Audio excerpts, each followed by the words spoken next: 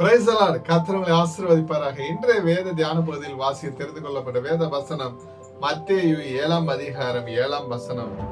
கேளுங்கள், அப்பொழுது உங்களுக்கு கொடுக்கப்படும். தேடுங்கள், அப்பொழுது கண்டடைவீர்கள்.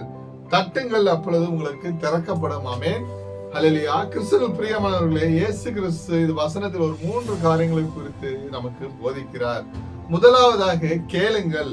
நாம் நமக்கு தேவையானதை தேவனிடம் வாய் திறந்து கேட்க வேண்டும். இது நம்மிடம் உள்ள தாழ்மையை குறிக்கிறது. இரண்டாவதாக தேடுங்கள். வெறும் பேச்சோடு நிறுத்தாமல் தேவனுடைய சித்தத்தை, தேவனுடைய விருப்பத்தையும், தேவனுடைய வழியையும் நம் வாழ்க்கையில் தேட வேண்டும். மூன்றாவதாக தட்டுங்கள்.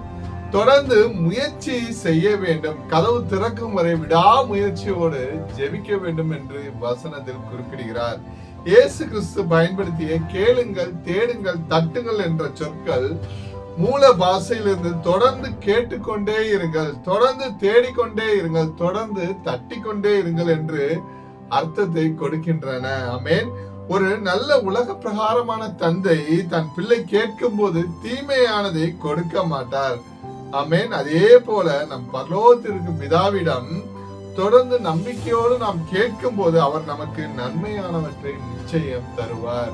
நம்மை அழைத்த தேவன் உண்மை உள்ளவர். கர்த்தராகிய இயேசு கிறிஸ்துவின் கிருபை உங்கள் அனைவரோடு கூட இருப்பதாக. ஆமென்.